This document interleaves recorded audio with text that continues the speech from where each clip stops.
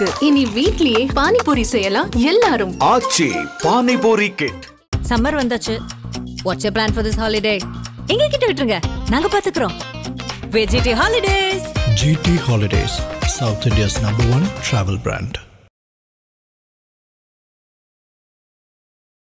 இந்தியாவிலிருந்து நாம ஆபரேஷன் சிந்தூர் அப்படிங்கிற விஷயத்தை நாம முன்னெடுத்தோம். இன்னொரு பக்கம் பார்த்தோம் அப்படின்னா பாகிஸ்தானுக்குள்ளேயே பாகிஸ்தானுக்கு எதிராக பாகிஸ்தானுடைய ஒரு மாகாணத்திலேயே ஒரு ஆபரேஷன் முன்னெடுக்கப்பட்டிருக்கு. அந்த ஆபரேஷனை முன்னெடுத்தது பலுச்சிஸ்தான் லிபரேஷன் ஆர்மி. ஸோ அந்த ஆபரேஷன் பேர் operation Herof. So China அங்கிருந்து வெளியேறணும் அப்படிங்கிறது தான் பலுச்சிஸ்தான் லிபரேஷன் ஆர்மியோடைய தொடர்ச்சியாக கோரிக்கையா இருக்கு. எங்களுடைய இயற்கை வளத்தை சுரண்டுறதுக்கு சைனா யாரு? பாகிஸ்தானே இங்க ஆக்குபை பண்ணி வச்சிருக்குன்னு நாங்க சொல்லிட்டு இருக்கிறோம். பாகிஸ்தான் சைனாவை அலோவ் பண்ற அளவுக்கு நாங்க ஏன் விடணும்?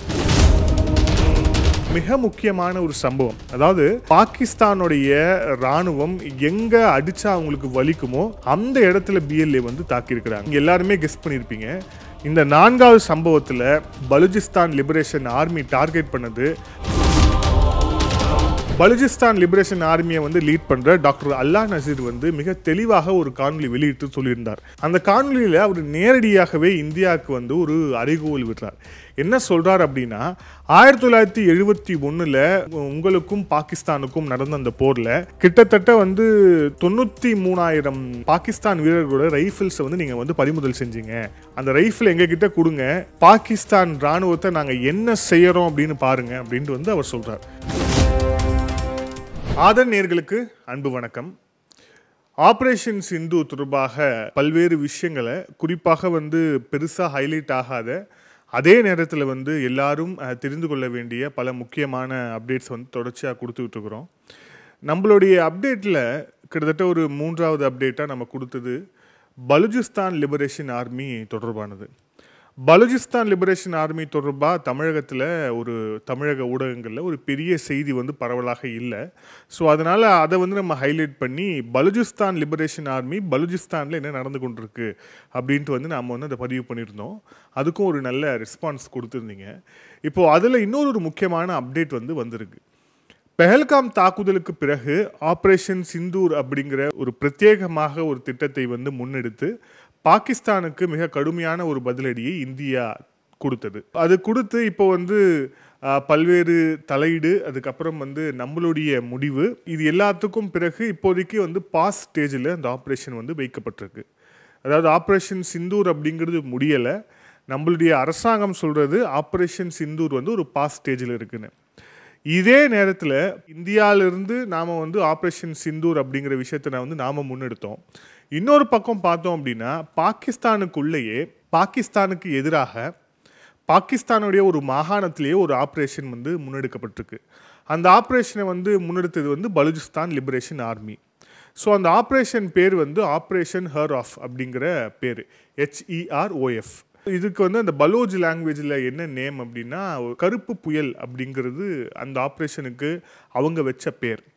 பலுச்சிஸ்தான் நம்ம எல்லாருக்குமே தெரியும், பாகிஸ்தானில் இருக்கக்கூடிய ஒரு மிக முக்கியமான ஹைலி ரிசோர்சஸ் இருக்கக்கூடிய, குறிப்பாக மினரல் ரிசோர்ஸ் இருக்கக்கூடிய மிக முக்கியமான ஒரு மாகாணம். பாகிஸ்தானில் மிகப்பெரிய மாகாணமும் அதுதான். அது தொடர்ச்சியாக அதுக்குள்ள இருக்கக்கூடிய போராளி குழுக்கள் எங்களுக்கு தனி நாடு வேணும், பாகிஸ்தான் கீழே எங்களால் இனிமே இயங்க முடியாது அப்படிங்கிற அந்த ஒரு விஷயத்தை முன் வச்சு அவங்க தொடர்ச்சியாக போராட்டம் செஞ்சுட்டு இருக்காங்க அப்படிங்கிறத பார்க்குறோம். ஸோ அதில் ஒரு முக்கியமான விஷயமா இந்த ஆப்ரேஷன் சிந்தூரை இந்தியா முன்னெடுத்ததுக்கு பிறகு இந்த ஆப்ரேஷன் ஹர் ஆஃப் அப்படிங்கிற ஆப்ரேஷனை பலுச்சிஸ்தான் லிபரேஷன் ஆர்மி முன்னெடுத்திருக்கிறாங்க. இந்த ஆப்ரேஷனில் பாகிஸ்தான் ஆர்மிக்கு மிகப்பெரிய ஒரு பாடத்தை பலுச்சிஸ்தான் லிபரேஷன் ஆர்மி புகட்டியிருக்கு. ஏற்கனவே நாம் சொல்லியிருந்தோம், ஆப்ரேஷன் சிந்தூர் தொடங்கிய அதே நாள் பலுச்சிஸ்தானில் மிக முக்கியமான ஒரு பகுதியில் BLA நடத்திய ஒரு அட்டாக்ல கிட்டத்தட்ட 10க்கும் மேற்பட்ட பாகிஸ்தான் இராணுவத்தை சேர்ந்தவர்கள் கொல்லப்பட்டார்கள். அது எப்படின்னா, ஒரு பெரிய ஒரு ஆர்மி ஜீப்பில் ஒரு டெரெயின், அது ஒரு கடுமையான டெரெயின், அந்த டெரெயினில் ஏறும்போது அங்கே தாக்குதல் நடத்தி அந்த ஃபுல் ஜீப்பையே அப்படியே வெடிக்க வச்சு அவங்கள கொன்றார்கள். ஸோ இப்போ நம்ம பார்க்குறோம் இந்த கருப்பு புயல் அப்படிங்கிற அவங்களுடைய ஆப்ரேஷனில் கிட்டத்தட்ட பாகிஸ்தான் ஆர்மியோடைய மிக முக்கியமான இடங்கள் எல்லாமே வந்து டார்கெட் ஆகிருக்கு. அதுவும் அந்த டார்கெட் எல்லாமே வந்து சாதாரண டார்கெட் கிடையாது. எத்தனை இடம், என்னென்ன நடந்தது அப்படிங்கிற விஷயத்த ரொம்ப விரிவாகவே வந்து பார்ப்போம். இதில் ஃபஸ்ட்டு எந்தெந்த இடங்களில் நடந்தது, பலுச்சிஸ்தானில் வந்து எந்தெந்த இடங்களில் இந்த தாக்குதல் நடந்தது அப்படிங்கிற விஷயத்த பார்ப்போம். ஃபஸ்ட்டு இடம் வந்து ஆர்னாச் அப்படிங்கிற ஒரு இடம், அதுக்கப்புறம் வந்து பஞ்ச்கார் அப்படிங்கிற ஒரு இடம், அப்புறம் காலட், அப்புறம் நோஷ்கி, அப்புறம் சிபி உள்ளிட்ட இடங்கள் எல்லாமே வந்து பலுச்சிஸ்தானில் மிக முக்கியமான ஒரு இடங்கள். இந்த இடங்களில் இருக்கக்கூடிய மிக முக்கியமான பகுதிகளில் தான் பலுச்சிஸ்தான் லிபரேஷன் ஆர்மி வந்து தாக்குதல் நடத்தியிருக்கிறாங்க. அந்த தாக்குதல்லையும் வந்து என்ன சீரியஸ்னஸ் இருக்குது அப்படிங்கிறது விஷயத்த பார்க்குறோம். ஃபஸ்ட்டு ஒரு சம்பவம் நடக்குது. இந்த ஆப்ரேஷன் ஹர்னாஃபோடைய ஃபஸ்ட்டு சம்பவம் வந்து ஆர்னாச் அப்படிங்கிற அந்த ஒரு பகுதியில் வந்து நடக்குது. அந்த பகுதியில் என்ன நடக்குது அப்படின்னா, பலுச்சிஸ்தான் லிபரேஷன் ஆர்மி அவங்க வந்து அந்த ஆப்ரேஷனை செய்யும்போது பலுச்சிஸ்தானில் நம்ம ஏற்கனவே நான் குறிப்பிட்ட மாதிரி அங்கே வந்து நேச்சுரல் ரிசோர்ஸஸ் வந்து அதிகம். அதனால தான் பலுச்சிஸ்தானில் மிக முக்கியமான ப்ராஜெக்ட்ஸை வந்து சைனா கிட்ட வந்து பாகிஸ்தான் வந்து ஒப்படைத்திருக்கு. ஸோ சைனா வந்து அங்கேருந்து வெளியேறணும் அப்படிங்கிறது தான் வந்து பலுச்சிஸ்தான் லிபரேஷன் ஆர்மியோடைய தொடர்ச்சியாக வந்து கோரிக்கையாக இருக்குது. எங்களுடைய இயற்கை வளத்தை வந்து சொல்றதுக்கு சைனா யாரு? பாகிஸ்தானே வந்து இங்கே வந்து ஆக்குபை பண்ணி வச்சிருக்குன்னு நாங்கள் சொல்லிட்டு இருக்கிறோம். பாகிஸ்தான் வந்து சைனாவை அலோவ் பண்ணுற அளவுக்கு நாங்கள் ஏன் வந்து விடணும் அப்படின்னு சொல்லிட்டு மிக கடுமையாக வந்து சீனாக்கு எதிராக, குறிப்பாக சீன அதிபர் ஷி ஜின்பிங் அவருக்கு எதிராக வந்து தொடர்ச்சியாக வந்து அந்த பில்லை வந்து அவங்க போஸ்ட் வந்து போட்டுக்கிட்டே இருக்கிறாங்க. ஸோ இப்போ பார்த்தோம் அப்படின்னா ஆர்னச் அப்படிங்கிற அந்த பகுதியில் ஒரு வாகனம் வந்து நிற்குது. அந்த வாகனம் வந்து பலுச்சிஸ்தான் இருக்கக்கூடிய அந்த கனிம வளங்கள் தொடர்பாக வந்து அவங்க வந்து கனிம வள கொள்ளையில் வந்து ஈடுபடுறாங்க. கனிம வள கொள்ளை நம்ம கேள்விப்பட்டது தான். ஸோ கனிம வள கொள்ளையில் ஈடுபட்டு இருக்கும்போது அங்கே வர பலுச்சிஸ்தான் ஆர்மியோடைய ஆளுங்க கனிம வள கொள்ளையில் ஈடுபட்ட நபர்களை வந்து நியூட்ரலைஸ் பண்ணுறாங்க. அதுக்கப்புறம் வந்து அங்கே அவங்க பயன்படுத்திய அந்த வாகனத்தை வந்து அங்கேயே தீட்டு கொளுத்துறாங்க. இது வந்து இந்த ஆப்ரேஷனில் ஃபஸ்ட்டு சம்பவம். ரெண்டாவது சம்பவம் வந்து பஞ்ச்கர் அப்படிங்கிற பகுதியில் வந்து நடக்குது. இந்த பஞ்ச்கர் அப்படிங்கிற பகுதியில் நடந்த இந்த சண்டை அப்படிங்கிறது நேரடியாகவே BLA versus Pakistan army. Balochistan liberation army வந்து நேரடியாக பாகிஸ்தான் ஆர்மியோட வந்து சண்டை போடுறாங்க. ஸோ அந்த சண்டை வந்து கிட்டத்தட்ட 25 நிமிஷம் நடக்குது. 25 நிமிஷம் சண்டையுடைய முடிவில் பாகிஸ்தான் இராணுவத்தை சேர்ந்த 2 பேர் கொல்லப்படுகிறார்கள். கிட்டத்தட்ட 5 பேர் வந்து படுகாயமடைகிறாங்க. ஸோ வந்து இது வந்து பஞ்ச்கர் அப்படிங்கிற பகுதியில் நடந்த இந்த ஆப்ரேஷனில் ரெண்டாவது சம்பவம். மூன்றாவது சம்பவம் வந்து காலட் அப்படிங்கிற அந்த பகுதியில் வந்து நடக்குது. காலட் அப்படிங்கிற அந்த பகுதியில் வந்து பாகிஸ்தானுடைய பாம் டிஸ்போசல் ஸ்குவாட் அவங்க வந்து ஃபீல்டில் வந்து ஆப்ரேஷனில் இருக்கிறாங்க. ஸோ அவங்க ஆப்ரேஷனில் இருக்கும்போது பிஎல்ஏ நேரடியாக போய் அவங்களோட வந்து சண்டை போடுறாங்க.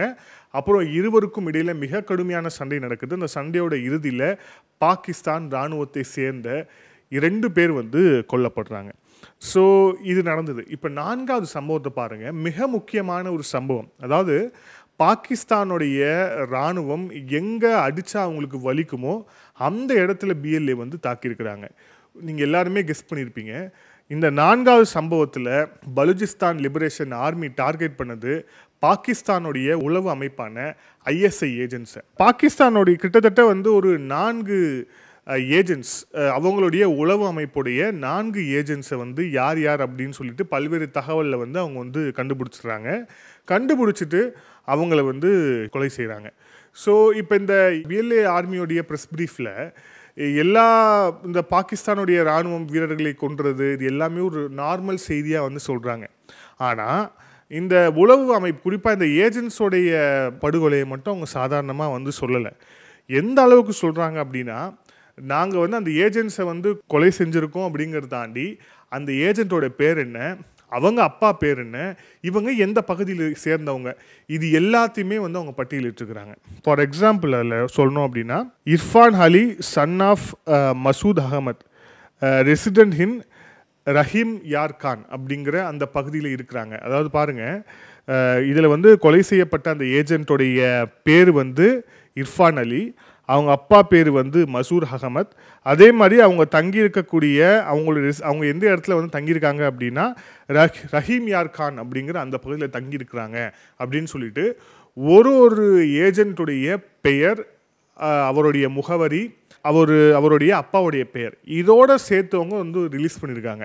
ஸோ இதுலேருந்து அவங்க என்ன அவங்க வந்து ஜாஸ்தியாக வந்து சொல்கிறாங்க அப்படின்னா, பாகிஸ்தான் இராணுவம் அப்படிங்கிறது எந்த அளவுக்கு வந்து எங்களுக்கு எதிராக இருக்கிறது, அதுக்கு எதிராக நாங்கள் இருக்கோங்கிற எங்கள் ஸ்டான்ஸ் வந்து எவ்வளோ வலிமையாக இருக்கோ, இதை விட பல மடங்கு வலிமையாக இவங்களுடைய ஏஜென்ட்ஸ், பாகிஸ்தான் அரசுடைய ஏஜென்ட்ஸ், குறிப்பாக ஐஎஸ்ஐ தலைமையில் இயங்கக்கூடிய அந்த ஏஜென்ட்ஸுக்கு எதிராகவும் நாங்கள் இருப்போம், அவங்க யார் அப்படிங்கிறத நாங்கள் வந்து தோலுரிப்போம் அப்படிங்கிறத வந்து ரொம்ப அழுத்தம் திருத்தமாக சொல்கிறதுக்கு தான் வந்து இவ்வளவு டீட்டெயில்டான ஒரு தகவலை வந்து அவங்க வந்து வெளியிட்டிருக்காங்க அப்படிங்கிறத பார்க்குறோம்.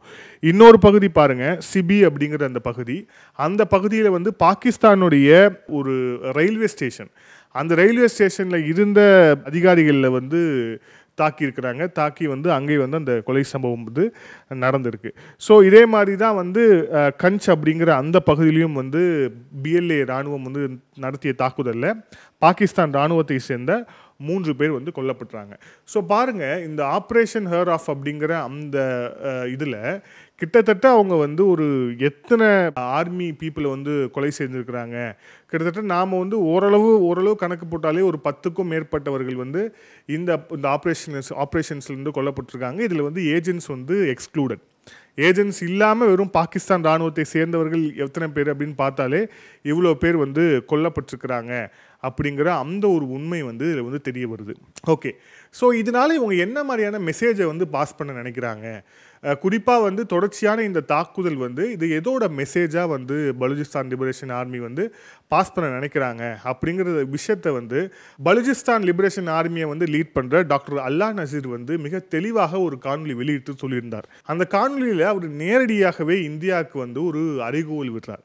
என்ன சொல்கிறார் அப்படின்னா, 1971 உங்களுக்கும் பாகிஸ்தானுக்கும் நடந்த அந்த போரில் கிட்டத்தட்ட வந்து 93,000 பாகிஸ்தான் வீரர்களோட ரைஃபிள்ஸை வந்து நீங்கள் வந்து பறிமுதல் செஞ்சீங்க. அந்த ரைஃபிள் எங்ககிட்ட கொடுங்க, பாகிஸ்தான் இராணுவத்தை நாங்கள் என்ன செய்கிறோம் அப்படின்னு பாருங்க அப்படின்ட்டு வந்து அவர் சொல்கிறார். ஸோ கிட்டத்தட்ட நேரடியாகவே இந்தியாவிடம் ஆயுத உதவியை வந்து கேட்கிறார் அப்படின்னு வந்து இதில் வந்து நம்ம புரிஞ்சுக்கலாம். நேரடியான அர்த்தம் வந்து இதுதான். ரெண்டாவது, நீங்கள் வந்து இந்த மிசைலை வச்சு அட்டாக் பண்ணுறது, அதே மாதிரி வந்து பெரிய பெரிய பிரம்மோஸ், அதுக்கப்புறம் வந்து பெரிய பெரிய ஏர் டிஃபென்ஸு, இந்த விஷயத்தை ட்ரோன்ஸு, ஸோ இந்த விஷயத்தை வச்செல்லாம் பாகிஸ்தான் ஆர்மி வந்து அட்டாக் பண்ணணும்னு அவசியமே இல்லை. ஒரு ரைஃபிள் போதும், ரைஃபிளை மட்டும் எங்கிட்ட கொடுங்க, 93,000 அந்த ரைஃபிளில் மட்டும் எங்களுக்கு கொடுங்க, நாங்கள் வந்து பாகிஸ்தான் இராணுவத்தை என்ன செய்கிறோன்னு பாருங்கள் அப்படின்னு சொல்கிறார். ஸோ இதுலேருந்து என்ன அவர் சொல்ல வர செய்தி என்னென்னா, நேரடியான செய்தி வந்து இந்த இந்தியாவிடம் இந்த ஆயுத உதவி கேட்கிறது அப்படிங்கிறது. ரெண்டாவது, இப்போது நீங்கள் வந்து பாகிஸ்தானோட வந்து மோதுறீங்க அப்படிங்கிற போது நாங்களும் பாகிஸ்தானுக்கு எதிராக வந்து மோதணும் அப்படின்னா அது வந்து ஒரு 2 front வாராக மாறிடும். ஸோ அதுக்கான ஒரு சூழலும் இருக்குது அப்படிங்கிற வந்து விஷயத்தை வந்து டினோட் பண்ணுறார். மூன்றாவது, பாகிஸ்தான் இராணுவம் நீங்கள் நினைக்கிற மாதிரி அப்படியே மிக வலிமையான, மிக வந்து ஒரு ஸ்திரத்தன்மை உடைய, அப்படியே நவீனமான வந்து இராணுவம்லாம் ஒன்றும் கிடையாது. கிட்டத்தட்ட அவங்க வந்து இப்போ இந்த பிஎல்ஏ அப்படிங்கிற இந்த பலுச்சிஸ்தான் லிபரேஷன் ஆர்மி வந்து கிட்டத்தட்ட அவங்க வந்து முன்னெடுக்கிறது வந்து ஒரு ஜங்கிள் வார்ஃபேர் தான். எப்படி இலங்கையில் வந்து செஞ்சுட்டு இருந்தாங்களோ அந்த மாதிரியான ஒரு ஜங்கிள் வார்ஃபேரை தான் வந்து இவங்க வந்து முன்னெடுக்கிறாங்க. ஸோ இந்த ஜங்கிள் வார்ஃபேரையே தாக்கு பிடிக்க முடியாத அளவில் தான் வந்து பாகிஸ்தான் ஆர்மி அப்படிங்கிறது இருக்குது. ஸோ நீங்கள் நினைக்கிற மாதிரி பாகிஸ்தான் ஆர்மியை வந்து அப்படியே பெரிய இதெல்லாம் நினச்சிடாதீங்க, எங்களுக்கு இதை கொடுங்க, நாங்கள் வந்து என்ன செய்கிறோன்னு பாருங்கள் அப்படின்ட்டு வந்து அவர் நேரடியாக வந்து சொல்லியிருக்கிறார். நம்ம ஏற்கனவே வந்து பலுச்சிஸ்தான் லிபரேஷன் ஆர்மி சம்மந்தமாக பேசும்போது இதுக்கு முந்தைய காணொலியில் அங்கே இருக்கக்கூடிய ஒரு ரைட்டர் அவர் சொல்லியிருந்த அந்த கருத்தை வந்து பார்த்தோம். ஸோ வந்து அவங்க ஆப்ரேஷன் சிந்தூரை பயங்கரமாக வந்து கொண்டாடினாங்க, இந்தியாவுக்கு வந்து பயங்கரமாக வந்து சப்போர்ட் பண்ணாங்க. ஒரு சில இடத்துல வந்து இந்தியாவுக்கு ஆதரவான பாகிஸ்தான் இராணுவத்தை எதிர்த்த பேரணிகளும் அங்கே வந்து நடந்தது அப்படிங்கிற அந்த ஒரு விஷயத்தையும் வந்து நாம் வந்து பார்க்குறோம். ஸோ இதுதான் வந்து பாகிஸ்தானுக்குள்ளே நடந்துட்டு இருக்கக்கூடிய மிக முக்கியமான விஷயங்களாக இருக்கிறது. அதுவும் மிக குறிப்பாக பலுச்சிஸ்தான் தொடர்பாக. பலுச்சிஸ்தான் அப்படிங்கிறது அவங்களுக்கு மிக முக்கியத்துவம் வாய்ந்த ஒரு பகுதி.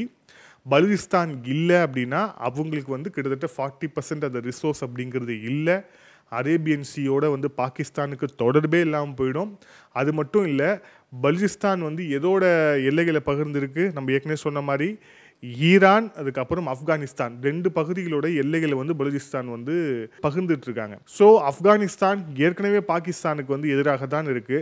இந்த பலூச்சிஸ்தான் மட்டும் பாகிஸ்தானுடைய கையை விட்டு போகுமே ஆனால் பாகிஸ்தானுடைய சூழல் அப்படிங்கிறது, பாகிஸ்தானுடைய இந்த நாட்டுடைய ஸ்திரத்தன்மை அப்படிங்கிறது இன்னும் மோசமாகும் அப்படிங்கிற அந்த விஷயம் வந்து மிக தெளிவாக தெரியுது. ஆனால் அந்த விஷயத்துக்கான அந்த முன்னெடுப்பை வந்து மிக வலிமையாக யார் செஞ்சிட்ருக்காங்க அப்படின்னா பலூச்சிஸ்தான் லிபரேஷன் ஆர்மி வந்து செஞ்சுக்கிட்டு இருக்கிறாங்க. சரி, இவர் என்னப்பா இந்தியாவுடைய உதவி கேட்குறாரு, அப்போ இந்தியா உதவி செய்யுமா? ஏற்கனவே அவர் சொல்லியிருந்தாங்க பலூச்சிஸ்தானுக்கு ஒரு எம்பசி டெல்லியில் வைக்கிறதுக்கு எங்களுக்கு வந்து ஹெல்ப் பண்ணுங்கன்னு ஏற்கனவே கேட்டிருந்தாங்க.